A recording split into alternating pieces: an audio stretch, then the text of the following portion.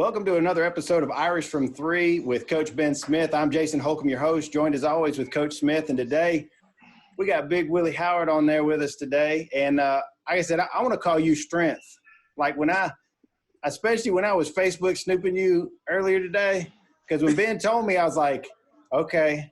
And I already knew where he was going with the topic. I don't want to give it away to the kids. I don't want to be spoiler alert about because there's a Mr. Rogers moment every episode. There's some underlying theme. And I know what it is, so I don't want to give it away. But man, you swole in some of them pictures that I saw on the Facebook, man. One muscle. Yeah, man. I'm gonna tell you. I know what you. What Go you ahead. thinking these days, my brother? What you thinking these days? A little 405-ish. It's nothing major. Jeez. Nothing major. Like I squatted 500. So like the fact that you like your bench press, that your pecs are doing what my backside was doing back in high school. Like, God bless you, man. Like I don't even want to see, like, God forbid you ever hurt that muscle. Cause it's liable to just quit on you. It's like, say, man, I give up. Yeah. Jason, I look really bad if it happened. Ben would give me, he'll give it to me. It ain't like you look the best now, but my athletic clothes just may be a little down. Your turtleneck can feel you nice. My body's better than sweaters. I like sweaters. Yeah, it is a freezing 88 outside while we talk to Big Willie today. It's so cold. It's so cold. My little baby's sweating. Babies don't never sweat. My baby's going, Daddy, turn that air down a little bit. I'm well, hey. I'm real cool over here. That's right. Well, I'm going to tell you, I got to show y'all this right quick. This will get us into our early talk that I want to show you. But I want you to look real hard down at the bottom. If you look hard, you see what I'm rocking? Mm-hmm. I see them down there. Check out them Pumas. Oh, I see you. Jason. I see you. See that? Yes, you see that? See? Yes. Don't worry about them Huskies that I'm wearing in that white T-shirt. I was doing work, but I had to throw that out there because obviously we had the latest episodes of The Last Dance drop, and we can't have a basketball show and not talk about that for a minute. I was really interested in the sneakers, but this morning I had to text Coach Ben because when I saw Jordan flipping quarters with the security guys, and I'm not advocating gambling. This is an educational show, so I'm not advocating flipping. But when I saw that and I saw how he was reacting when he would lose to this little low-end $20,000 a year security guy, I'm like, man, that spoke to me more about Ben than like anything I've watched on that video so far. What do you say to that, Big Willie? Yeah, man, that lets you know how competitive it was with him, man. That's crazy. Like he hated to lose. Like it's ridiculous. And I think that speaks the same of Coach Ben. Yeah, Ben is probably worse. I think Ben. I've been knowing Ben a long time. Ben hates losing anything. It's crazy. It's crazy. But if I ever get a chance to beat Ben in anything, I'm never giving him a rematch. Never. I'm gonna hold it over his head. I will force you into a rematch. So I'll let you have it. Ben has to slick away with words to try to get you to do stuff that he wants you to do. Ben is he's manipulative now. Don't let it from. Oh, you went to Dublin High School with that word right there, manipulative. that's it. But you pulled that one out, you there. Man, I'm gonna tell you that scene, and then the other scene when Jordan was trying to get everybody to go golf. He's like, come on, we need to go golf. And everybody keeps trying to talk to Scotty. And he's like, no, we got to go. And then sure enough, the reporter starts trying to ask questions. And he's sitting there on the horn of the bus going, no, we got to go. He can't. We got to play golf. And I'm going, that's Ben right there. That's Ben all the way through. That's so me. Willie will tell you, like, when I want to go somewhere, I'm the type of person, like most people, like I'm 10, 15 minutes away. I'll be like, look, I'm going to be there in 6 minutes and 20 seconds, be outside. Like, I'm not be ready to go. So I told you today, when I was watching that, when we preface this, no way am I comparing myself to Michael Jordan. But those traits, those just hating to lose and just stuff like that, it's just like I told you, kind of gave me validation. Like, all right, like I'm not out here alone. Like this, somebody else is like this. It's more, because sometimes I tell you, I feel like I'm so competitive that I feel like sometimes I may be tripping because everybody else don't take it that serious. So I don't know. But so when I saw that, and then I was also, like I said, I was reading Gino book from UConn. I was like, nah, man, there's people out here like me. I need to just keep doing what I'm doing. Yeah, you got to be you, man. That's the whole thing about it. And Big Willie's been being himself, it looks like, too. That's why he's Strength. That's what I'm telling you. That's what we're going to call him, Strength. That's going to be my nickname for you. And that's different for you people out in the world that say strength. That's different. When you got strength, that's different. I mean, wouldn't y'all agree? No doubt. Yeah. No doubt. So, when I was, we spoke to Chris and Sean and Sherrod, like the stars of the team, pretty much, of y'all team. So I was telling Jason, I want to talk to somebody who was also an integral part, but, you came off the bench, you were a role player. So just speak something about that, about, what it takes to come off the bench and be focused and ready to contribute in any type of way. Man, it meant a lot, man. Going in the battle with those guys every day at practice, always trying to push Sherrod, Chris, and Shaw to the best of their ability. Because, I mean, it was really just like growing up with y'all, watching y'all play when we was freshmen, like how y'all pushed us to be better. So, as coming off the bench, I always had to look at like, okay, what can I do to give my guys an edge or a better impact? If that was coming in playing defense or hitting a jump or two, anything I could do to make my team get over the edge, I tried to do it. If it was giving a hard foul or taking a charge or diving on the floor, we all had that one goal at the end of the season was to win a championship. So whatever I could do, I don't care if I played 5, 10 minutes or if I started the game, whatever they needed me to do, I did because we just wanted to win that championship. No doubt. I think that's very important. And I'm throwing some highlights up there that we got off of YouTube, and we were all joking pre-show about the length, but I was able to put a little package together. We were teasing about it, that your highlights were a little bit shorter than some of our previous interviewees, but they can't it's blink. all good. Just don't blink. Hey, but like I told you, at the end of the day, you got that hardware, so it's all good, man. I mean, you did your part, and I think that's one of the things that Coach Ben was trying to emphasize with today's episode in particular is that, when you're trying to create a team, can't everybody be the go-to guy? Can't everybody be the baller?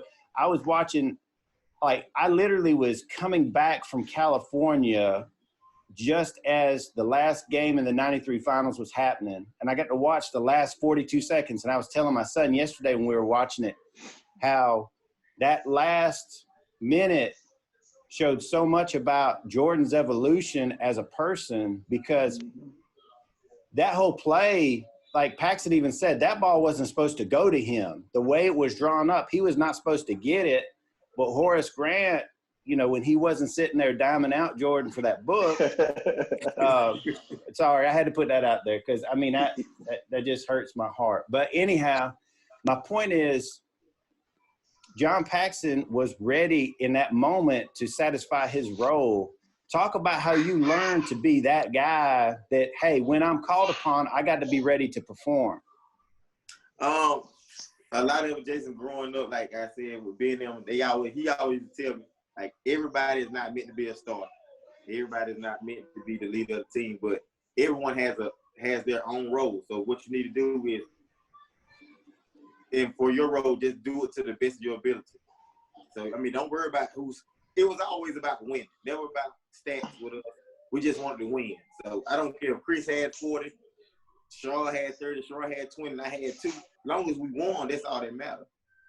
And so, being Chris, right, all them, Gerard, they preached us at a young age because we grew up under them. And they taught us how to win. And because growing up watching them, man, we wanted to be like them. We used to wear the headbands, suede headbands like them. So it was just like we all said one day we want to be like Ben and Chris, Wright, and Gerard. So like just talking to them guys and them taking us under their wings, that meant a lot. And they helped us through our high school career.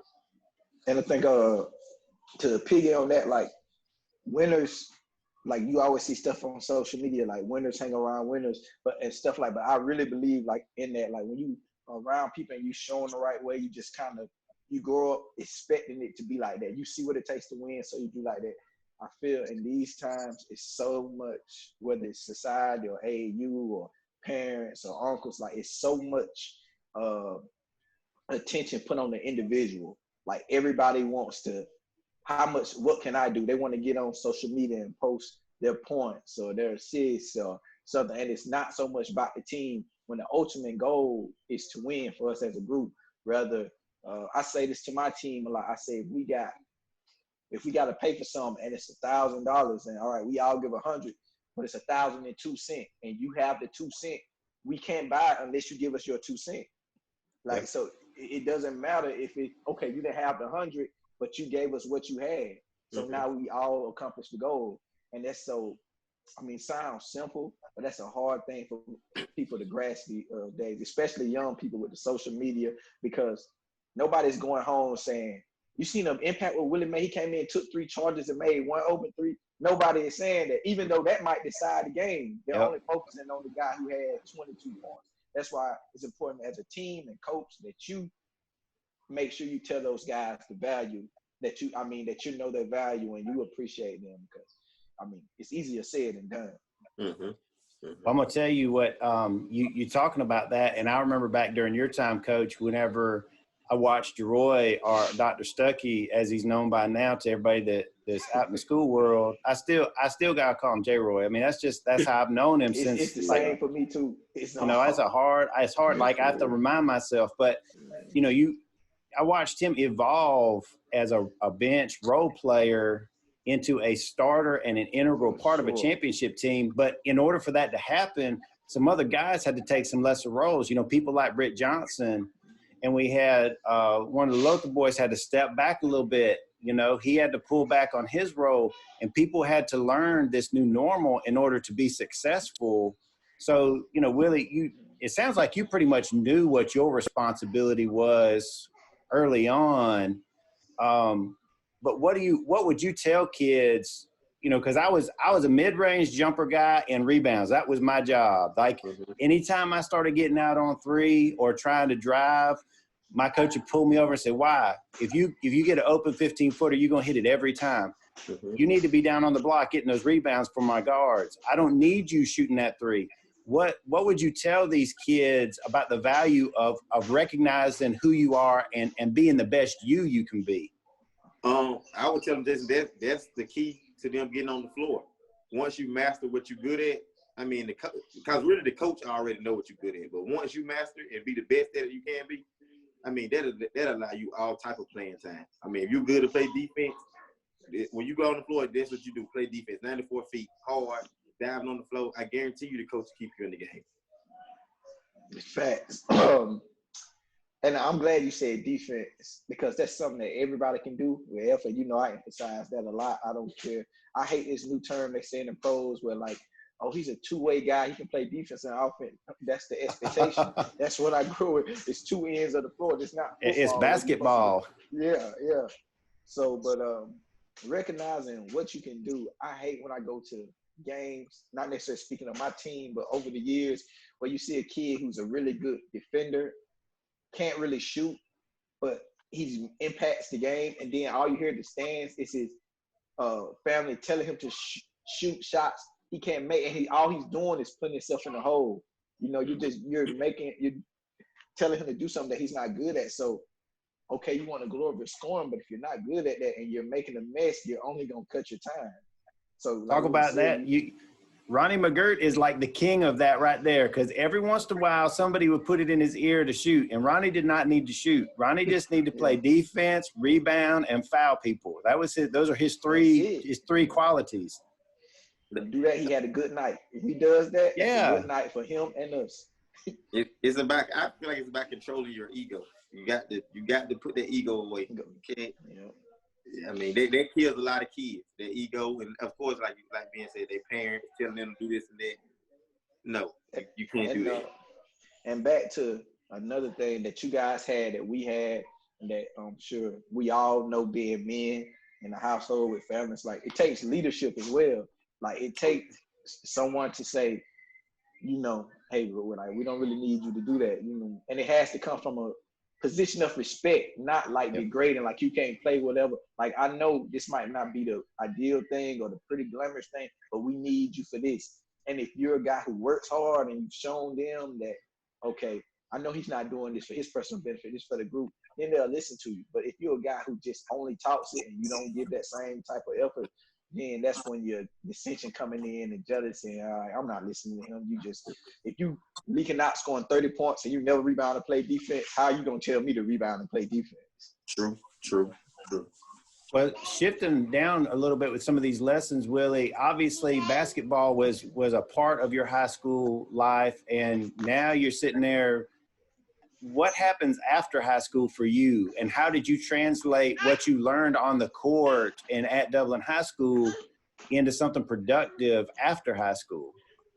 Basketball, me and Ben, I always talk about this. Basketball, or just sports in general, always teach you great life lessons, because you're not going to win every game. You're not going to be the best at your position, but it all comes back to what do you do to get better? Like, how do you get better? So, and with life, you may want a promotion at your job, but then you sit back and realize, okay, I'm not doing anything to get the promotion at my job. So why would they give me a promotion if I'm not working hard and getting promoted? So like me and Ben talking about that constantly about how basketball just what sports in general just change your whole life, because you're not always gonna win, you're not always gonna be on top. But the thing is, what can you do to be the best? You have to go. You have to grind in anything you do in life. I don't care if it's a job or whatever. And I learned that doing stand-up comedy it kind of helped me. Basketball helped me with that too, because it takes practice and doing that until then when you get on stage, it's like sick. Like, and you have to have that strength when you start talking about being a stand-up comic. Like, that's one of the hardest jobs on earth, because when that joke don't hit and you stuck with it, that's a bad feeling, man. You sitting up there and you just like, well, I got to keep rolling. It didn't work this time, or like you didn't understand your audience well before you got rolling, and you thought you could go a little bit deeper and harder. And then next thing you know, they're looking at you like, oh my gosh, what are you talking about? Man, Jason, that's a I done been in that situation. I think he had that situation. Yeah, Jason, you can't just get stuck. You just got to keep moving. Because if you get stuck and stop, I mean, I'm telling you, that's the worst feeling in the world. Well, that's where that inner strength, you talk about putting your ego away, doing something like stand-up is something, and I've never had to do stand-up. I've had to host events before, and like one time we had to do it for the bishop, I'm Catholic, and so like the bishop for the whole Diocese of Savannah was in Dublin, and I had to like host this event, and I remember getting up there and I'm like, well, how funny can I be? Because, I can say some stuff that's pretty funny, but I got a man of the cloth right here. I got to be careful how funny I try to be, because I don't want to have to go back to confession because I done told a joke in front of the bishop, and so I mean, to talk about the basketball experiences and how that has helped you in something like stand-up comedy and all the other things that you do. Yeah, cause especially like dealing with basketball, Jason. Growing up, like I was a chubby kid. I will husky. You think?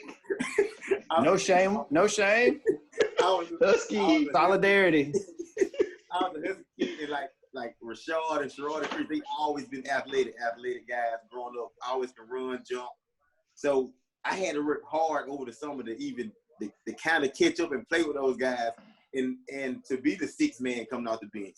It wasn't easy, but I mean, when you get tired of kids leaving you behind and everybody laughing at you, you got to do something to change. But you got to know you got to work hard for it. And just like with stand-up, like I didn't have bad shows, but I know, like talking to Ben and my wife, they tell me, okay, well, you got to regroup. You got to go back and maybe say it this way or maybe do it this way. But you can't give up. You just got to, every time you have a bad situation, it only makes you stronger and it gets you better in whatever you're doing. So, you mess up, you just bounce back hard.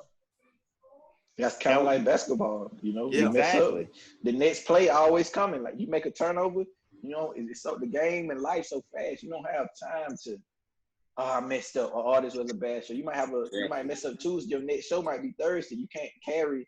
You have to learn from what happened, but you can't carry that over into the next one unless you just gonna continue to fail. True. Now, Willie, I didn't have it queued up. I wish I did, but some of these foreign people, when Ben was playing overseas, tried to catch him after he lost. And I think it was right after he lost like the championship. And let me tell you something. You want to talk about like comedy for me and you, but not for Ben, because like he ain't studying them foreign people one bit. Like you can tell, like he's like, man, I want to get you so bad, right? Why are you even talking to me? I don't want to talk to you. Man, Jason, it's I remember when Dublin lost to West Orange, the Ben senior year. Ben came to school Ben didn't talk to nobody for a long time. We had team sports with him. And, we normally play Ultimate Freeze or whatever. Ben got in there, sat on the wall, and ain't say nothing to nobody. Like, it was like, he been like that since I've been knowing, just hate losing from college. I mean, he didn't have more. He didn't talk to his teammates for a week. So it's a week. That's light. That's like, it's like 2 weeks, especially for the last game. But it's never like, it's nothing against them. Like, I just stay losing. So it's just him, Jason. Because when they lost this year in the playoffs, I know him, so I just knew not to call him for at least 3-4 days. I let him call me. Cause I'm like, yeah, he lost. It's tough. Like, so I'm just gonna, I let him call me. He'll know. Anytime we lose, you can guarantee if you just for some reason can't sleep that night, just hit me because I'm gonna be up. I'm not gonna sleep that night. That's just he ain't lying. That game you're talking about, Jason, when we lost overseas, like that's like a ritual to congratulate.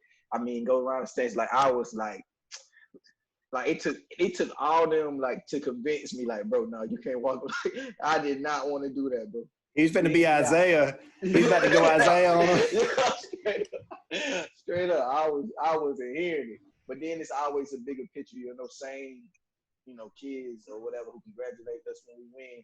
They were there when we lost. But I did it. But as you can tell, I could not fake my energy. It was like no, you were spot. Like when I found that, I was like, ooh, they picked the best. I probably would have just let him go. I'd have been like, no, it's good, man. It's good.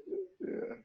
Well, yeah. Willie, talk about, as we're wrapping things up here, we can't leave you without letting you drop some jokes. Now, remember, this is an educational show, so we can't have some of them jokes. Some of them jokes are meant for after hours, so we can't have that kind of stand up. But if you got a couple of them jokes that we can drop on the show, we got to let you hit on something. Oh, listen, especially since you dressed. You already dressed for the show, man. That's how people come out to comedy shows, dressed just like that. Yeah, why you keep rubbing your chest? Jason, you called Ben. You were being kept off guard. I didn't know. I was on a conference call before you guys called me. Man, no. I think Eddie Murphy came out at Raw wearing that sweatshirt. I just didn't know. But it's hard for me. I'm not a one-liner joker. Oh, you more like a story. Yeah. I feel you. Seriously, I don't know why he on a turtleneck because he just beard and shoulders. How you gonna wear a turtleneck? Jason, Ben trying to make me feel bad about my body appearance. This man love talking about his body. He's fat shaming. He's fat shaming. We gotta be careful, man. No bullying. Every point in my life, Ben always called me fat. Even when I gained my weight, he'll see me an old picture and say, dang, you ain't gonna never get back this size. I'm like, what you call me fat? That's fat. I don't care what size he get. He always gonna be fat. He go to 160, bro. You fat. Man, I'm gonna tell you, some of us big people, we can't help it, man. I mean, that's like, whenever I was in high school, I got the skinniest I ever was. I weighed 183 pounds my senior year. I was 6'4", 183 pounds. That's the skinniest I ever been. And I remember I come into weightlifting, and Buddy Woodard was our weightlifting coach. And he goes, Holcomb, you too skinny. I said, because I've been spending all summer, I've been at Stubbs and Oconee like for 8 hours a day trying, because I wanted to two-hand dunk flat-footed. Like that was my goal. Besides making the basketball team, like my personal goal was I want to be that guy that gets the ball and I could dunk it, period. And I had gotten to that point. But Coach Woodard spotted something as a coach, and I know Coach Ben will see this too. The way I carry my weight, I'm not meant to be that skinny. And Coach Woodard told me, he said, Jason, you're going to mess around and get an injury because your body is not designed to be that thin, and you're going to put yourself prone to hurt. And guess what? That winter, I was playing in senior league, 2 church leagues, and doing soccer practice. I strained both quads, both hamstrings, and one of my groin muscles, like in a day or two, because I was playing so much basketball. Like I would get out of school and would play ball from 5 o'clock until 10 o'clock at Stubbs Gym because we'd have games going on there. And before that, I'd have soccer practice. So I'd go from soccer practice from 3:30 to 5, then basketball from 5 to 10, and I wouldn't eat supper until like 10:30, 11 o'clock at night. Well, he called it. So I'm throwing love to big people, man. You good. You don't worry about that. You can bench press Ben. So see, if he gets too close, you get your hands on him. All right. He know better than that. Jason, you good. Willie not good. Jason, it was this one time Ben made me feel so bad because I ate 2 4-for-4s. I didn't want to throw it away. Come on, man. Come on, that's an 8 for 8.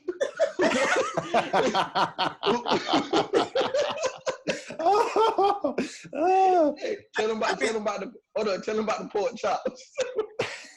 Jason, I did do this. She was my girlfriend at the time. She made me mad, so I ate 5 fried pieces of pork chops. Wow. It was miserable.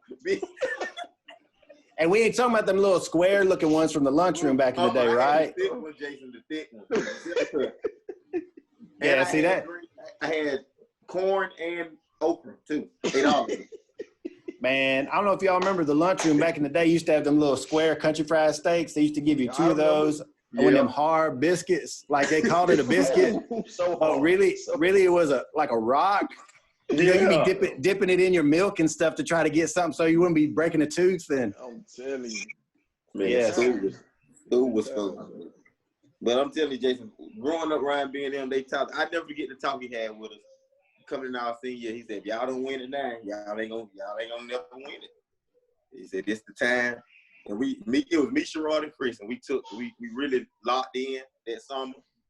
And man, we just, because we know how it felt to lose in the Final Four, so we're just like, man, we don't want that feeling again. We don't want to be crying going back home. So we knew what we had to do. Y'all took care of your business, that's for sure. They did. All jokes aside, I mean, those guys, I mean, if you're talking about from growth, 10th grade, they struggled. Junior year, they started slow. They went to the Final Four, and then you just talk about a mental lock in and just going out to dominate the next year. I mean, it's about as impressive as it gets, going 31-1, winning, only losing to Collins Hill, who I think was like 5A at the time, which was the biggest classification. So, I mean, all jokes aside, they are boys, we kid them all the time, but they definitely one of the best teams to come through Lawrence County and definitely the second best team to come through Dublin. Oh, man. He going there again. Hey, he's just trying to put some shade on you so you like cool down since you so hot right now with that sweatshirt. He's sweating so hot. I bet he's sweating so much on that.